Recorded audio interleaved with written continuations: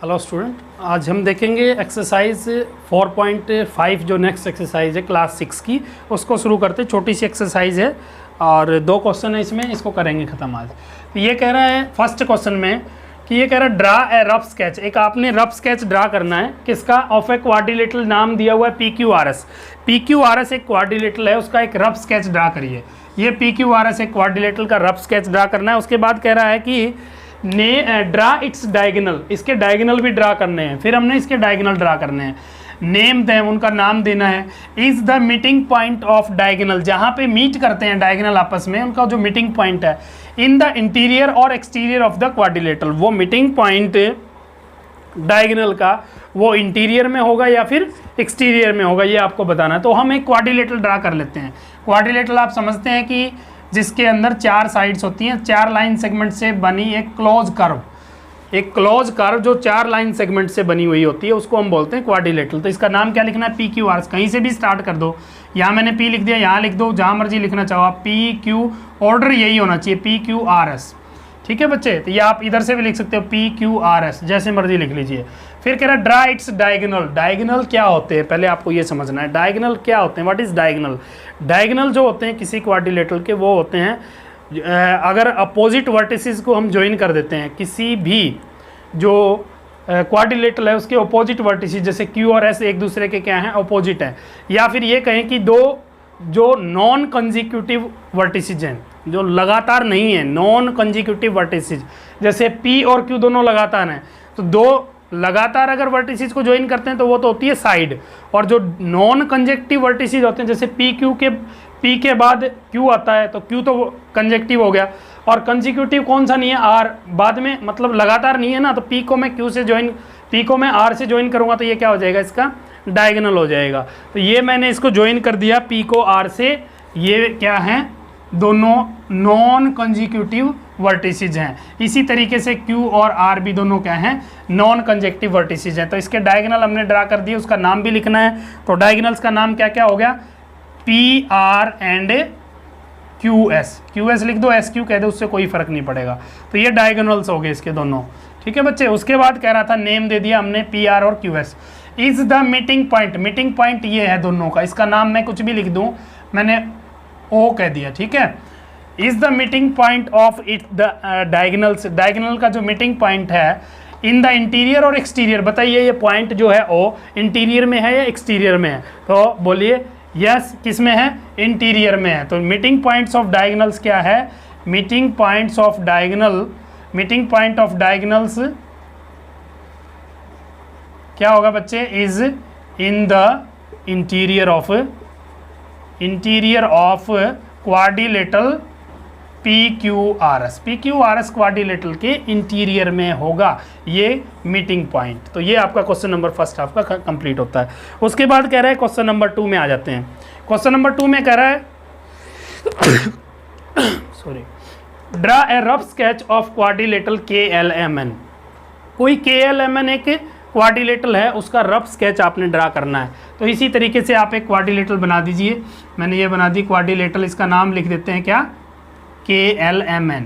इसका नाम लिख देंगे KLMN। ठीक है बच्चे, उसके बाद क्या पूछ रहा है, state 2 pair of opposite sides. Opposite sides क्या होती हैं ये आपको समझना है।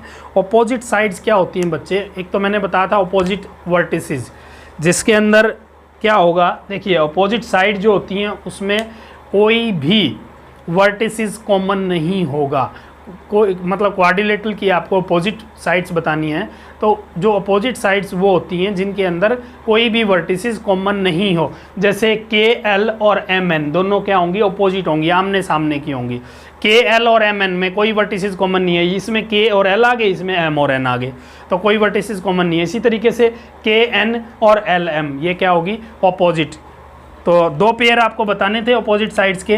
तो एक तो पेयर हो गया आपका KL, ये KL के सामने कौन सी है, NM, KL एंड एक तो लिख दीजिए KLNM, एक पेयर तो ये हो गया। एंड दूसरा क्या हो गया बच्चे, KN और LM, KNLM, ये आपके क्या आगे, ऑपोजिट साइड्स आ गई। उसके बाद पूछ रहा है 2 pair of opposite angle. Opposite angle में क्या होता है, कोई भी साइड कॉमन नहीं होती। अपोजिट साइड्स में कोई भी एंगल या कोई भी वर्टिसेस कॉमन नहीं होगा, और अपोजिट एंगल में कोई भी साइड्स या कोई भी लाइन सेगमेंट कॉमन नहीं होता। तो अपोजिट एंगल क्या लिखेंगे, ये वाला और ये वाला, इसमें कोई भी साइड जो है कॉमन नहीं होगी। तो देखो इसका नाम क्या लिख सकते हो, NKL, या एंगल K भी कह सकते हो, एक ही बात है। और M को क्या लिख सकते हो, LMN या एंगल M लिख लीजिए। तो एक तो पेयर ये हो गया, क्या क्या नाम लिख दूँ इसका, एंगल K और क्या एंगल M, पूरा भी लिख सकते हो। दूसरा पेयर क्या हो गया बच्चे, एक ये और एक ये, L और N। तो एंगल L एंड L और क्या हो गया N, ये दो पेयर हो गए, एक और एक दो। उसके बाद नेक्स्ट आता है two pair of adjacent side. Adjacent side क्या होती हैं, एक आया अपोजिट साइड, नेक्स्ट आया एडजेसेंट साइड। एडजेसेंट साइड क्या होती हैं, जिसके अंदर कोई एक वर्टेक्स कॉमन होता है, एक पॉइंट जिसमें कॉमन होता है, या एक एंगल कहीं कॉमन होता है, और अपोजिट में कोई कॉमन नहीं होता, कोई वर्टेक्स जो है वो कॉमन नहीं होगा, वो अपोजिट साइड हो जाएंगी। तो एडजेसेंट साइड क्या होंगी, ये कह सकते हैं साथ साथ वाली साइड्स। तो देखो ये आपको, ये NK है, इसके साथ कौन सी है, KL, ये वाला पॉइंट दोनों में कॉमन हो गया। तो दो पेयर ही आपको बताने हैं। तो एक तो हो गया NK और उसके बाद KL, NK और KL, देखो इसमें K कॉमन हो गया दोनों में। दूसरा पेयर क्या बनेगा बच्चे, KL के साथ ये वाली कॉमन है, KL और LM, KL LM, और भी ले सकते हैं आप, इसके साथ ये है, यानी LM और MN भी एडजेसेंट हैं, फिर MN और NK भी एडजेसेंट है। तो दो ही पेयर बताने थे, एक ये हो गया, एक ये हो गया। उसके बाद कह रहा है two pair of adjacent angles. Adjacent angle, opposite angle में तो कोई साइड कॉमन नहीं होती, एडजेसेंट एंगल में क्या होगा, एक साइड कॉमन होती है, या साथ साथ वाले एंगल कह सकते हैं। जैसे K और L क्या हो गए, दोनों आपस में साथ साथ वाले हो गए, दोनों क्या हैं, एडजेसेंट है, दोनों के अंदर KL साइड जो है वो क्या है, कॉमन है। तो एंगल K और L हो गया, ये क्या है, एडजेसेंट हो गए।